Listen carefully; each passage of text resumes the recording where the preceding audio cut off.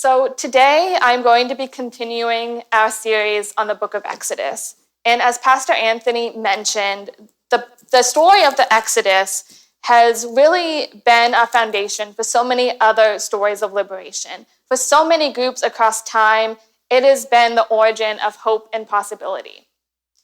But what we often skip over in this story is two women who are only mentioned very, very briefly.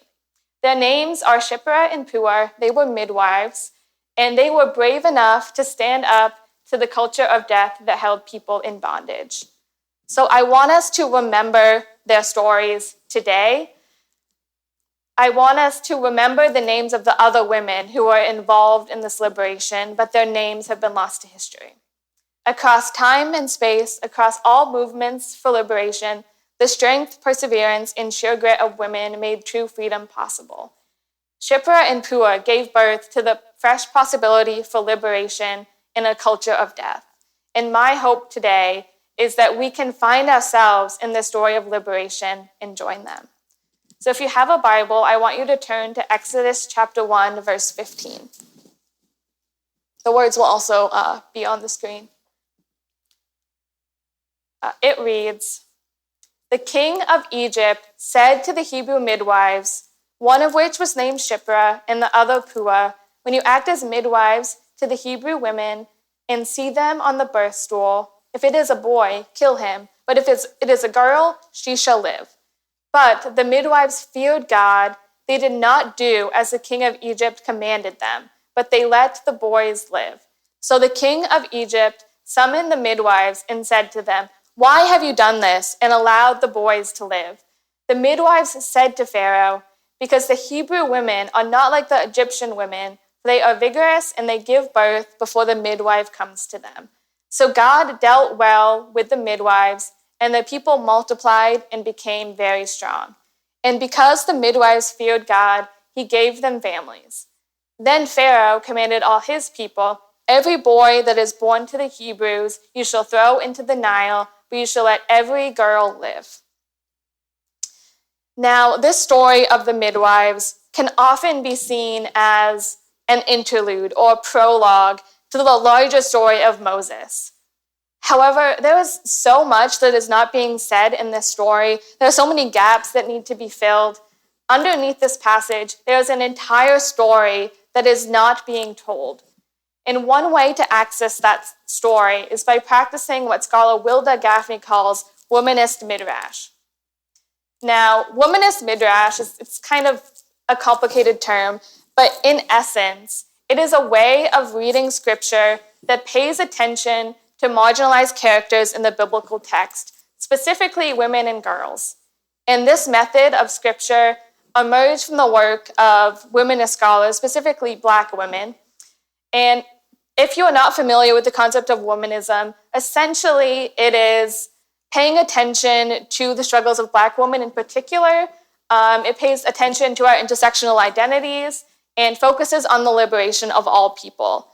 This is in contrast to ideas of white feminism, which so often focuses on the struggles of white women to the exclusion of all other struggles for liberation. So when we apply womanist midrash to this text, we are able to focus on these forgotten characters. We are able to get into the head of Shiphrah and Puah to figure out how they did what they did, why they did what they did, and then from there be able to act in our lives in a different way. So the story begins when the Pharaoh has summoned Shiphrah and Puah, and they don't know why they have been summoned. They're just doing their jobs. But anyone who's ever been summoned to their boss's office kind of knows a little bit about the fear and anxiety that they were feeling. I can definitely relate. They probably wondered what the Pharaoh would possibly want with them. And when they arrive in front of the king, here's one command: kill all the boys, let the girls live. Now, this command goes against everything that the midwives were supposed to be doing. They're supposed to bring forth life, and here they are being commanded to kill. So in this passage, Shiphrah and Puah come face to face with the end result of the culture of death that is all around them. The Pharaoh has traveled so far down this road of fear, dehumanization, and death that he is willing to commit the ultimate crime to say, you need to kill all the boys, which would lead to the genocide of an entire people group. This is what happens when the culture of death runs unchecked in a society. There are two things that we can learn about the culture of death within this passage. First, the culture of death is rooted in fear. Last week, we talked about the beginning of the Exodus story, how the Pharaoh did not know Joseph, but what the Pharaoh saw was all of these Hebrews multiplying, growing very strong. And his fear is that, these people are going to one day outnumber me, and then they will rise up and tear off the shackles of their oppression. And the Pharaoh was so afraid of what would happen if they grew too strong that he used his power to first impose increasingly harsh sentences on the Hebrews, and then to say, if that doesn't work, if I can't oppress them with labor, I'm just going to kill them. This leads me to my second point, which is that the culture of death denies our basic humanity. The Pharaoh has lost sight of what it means to be human. He's willing to murder innocent children who have done nothing wrong just so he can maintain his power. The people don't matter in the face of his endless ambition for power.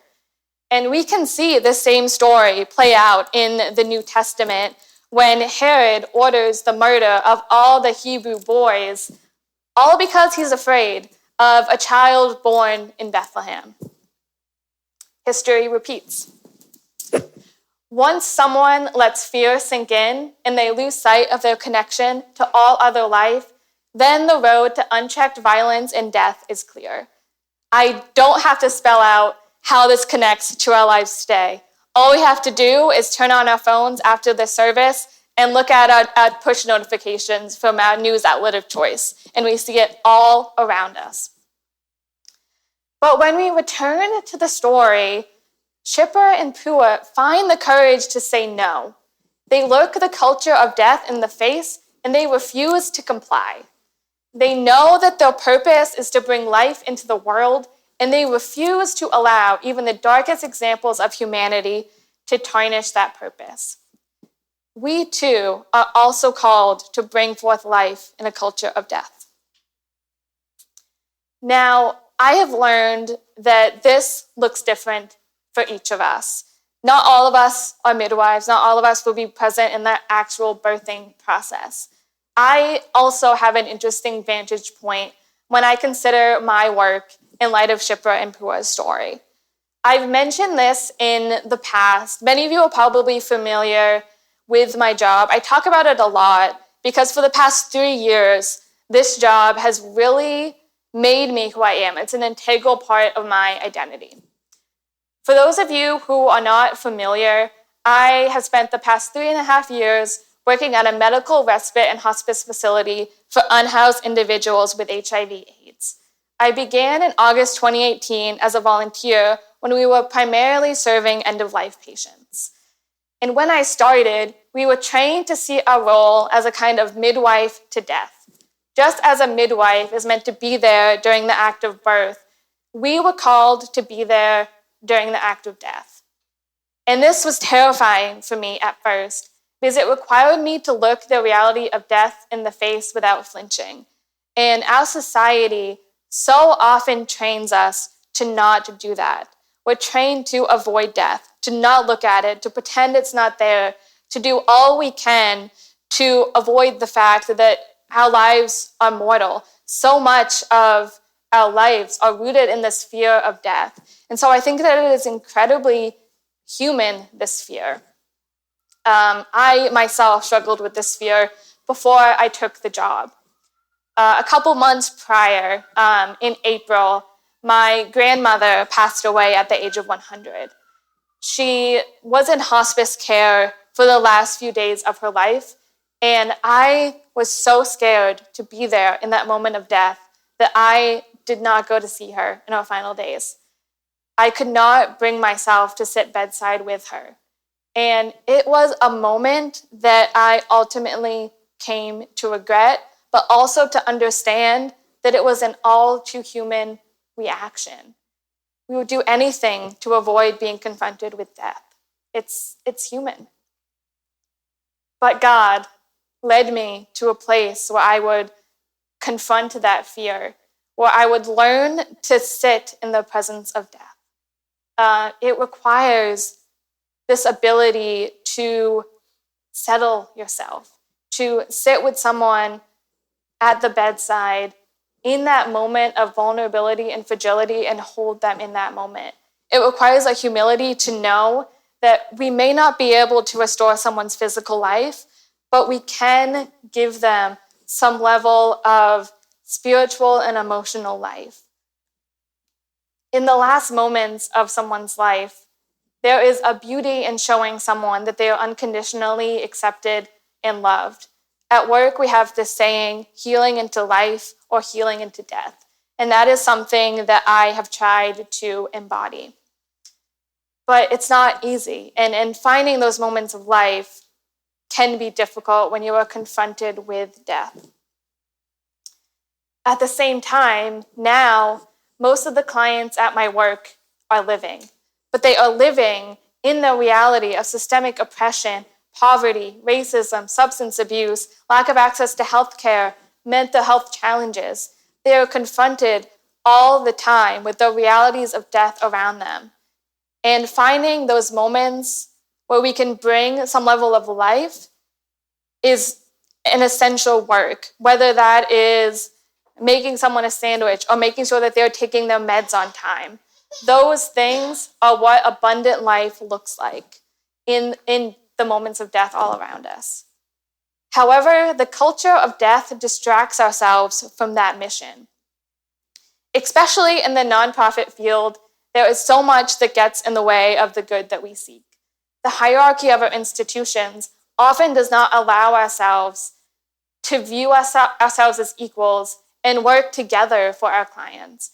A lack of resources can cut us off at the knees, and there never seems to be enough money, enough resources, enough talent to do what we are called to do. And then there is the pervasive reality of compassion fatigue. I confess that for the past few months, it has taken all the energy I have to show up. Many of us who have served in direct support roles during this pandemic know exactly what I'm talking about. Caring for others becomes almost impossible when we are not caring for ourselves. And sacrificing our health for the health of others is always a lose-lose scenario, as much as we might try to convince ourselves otherwise. It is exhausting to be life-giving people in a culture of death. To return to the story, Shipra and Pua probably felt the same way, but they recognized one truth. We need each other to bring forth life. And this is where I return to this concept of womanist midrash. Pastor Anthony mentioned last week that the numbers in the Old Testament are kind of squishy. They're not literal. So if we look at this passage, it is highly unlikely that Shipra and Pua were acting on their own. Instead, they are a stand-in, a representation for the entire community of midwives who were working with the Hebrews to give birth. They can't be in multiple places at once. There's no way that they were acting alone. So they had help. They reached out to their community. When we practice womanist midrash, when we place ourselves in the role of these midwives, we can think that their hearts were heavy with what they had been commanded to do. But they did not let the culture of death win. They did not fear the Pharaoh, and they did not sacrifice their humanity. Instead, they feared God. They came up with a plan, and their resistance to the Pharaoh's commands probably started as this whisper on a wind. They told another midwife. They gathered all the midwives together and said, hey, this is what the Pharaoh has commanded us to do, but we are not going to do that. And said, this is what we are going to do. We are going to hide your children. This is how you do it. And we are going to come up with a story. We arrived too late to prevent the birth. This is what we're going to say. Shipra and Pua could not have acted alone. They needed the coordination of midwives and mothers, fathers and brothers, the entire community to come together and save their children. So if we look at it this way, this passage represents the first example of community organizing in the Bible. They were able to work together to bring life out of death because they recognized that they needed each other. And we also need each other. There is a reason why so many of my sermons come back to this idea of connection, because I believe that it is the single most important element in creating the change that we seek. The culture of death thrives on isolation and disconnection. It feeds on it. If the world is divided into us versus them, we spend so much of our time trying to protect what's ours, and we neglect to consider our common humanity. If we remain locked in our own little world, it's easy for us to conclude that there is no way to fix the collective issues we face. The fear paralyzes people into inaction. After all, what can one person do to solve the environmental crisis or systemic racism or unchecked capitalism? How can one person possibly stop the war in Ukraine or protect trans lives in Texas? How can one person stand up and protest against the forces that seek to divide us? The answer to that question is that we can't. We can't do it alone. No one person can systematically demolish the culture of death around us. And the good news for us today is that we don't have to. We don't have to do it on our own. As Christians, we are resurrection people. That means that we believe that Jesus Christ has already defeated the realities of sin and death, even though everything around us will try to convince ourselves otherwise.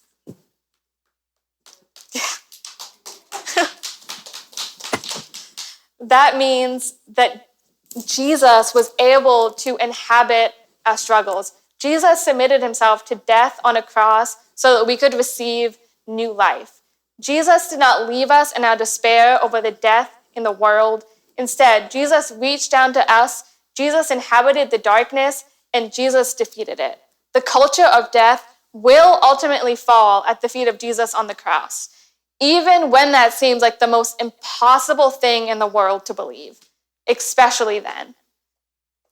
Being resurrection people means that we know that death does not have the final word. We are free from the powers of death. And our freedom from the powers of sin and death means that we can look those powers in the face and say no. Just like Shipra and Pua did, we can learn to work together to bring forth life from the culture of death. Now, this does not come easy.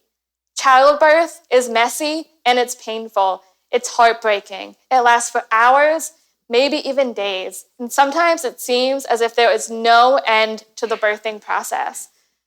But I'm sure we've all had mothers tell us that nothing compares to that moment of holding their beloved child in their arms.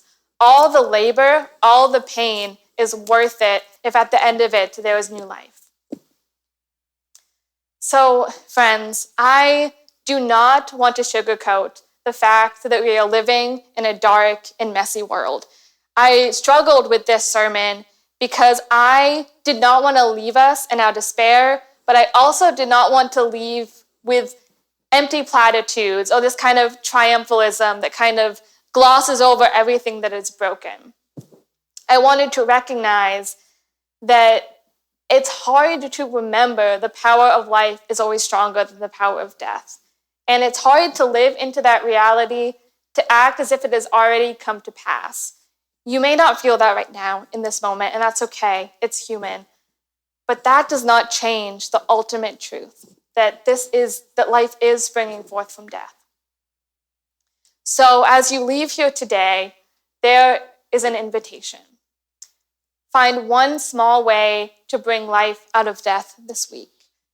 Or if you're like me and you're burned out and the idea of adding one more thing to your to-do list is just exhausting, then just look for those small moments of life being born from death all around you, because I promise you that they are there.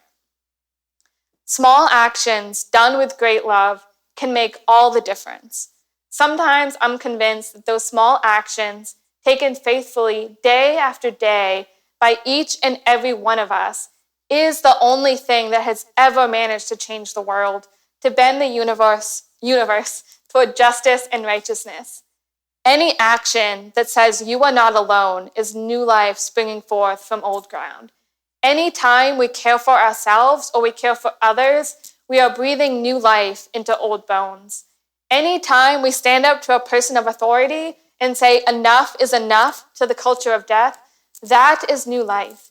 And when we work together to protect the least of these, the marginalized, the oppressed, the outsiders, the persecuted, that is a form of rebirth. It is life springing forth from death. So let us together become people who bring forth life.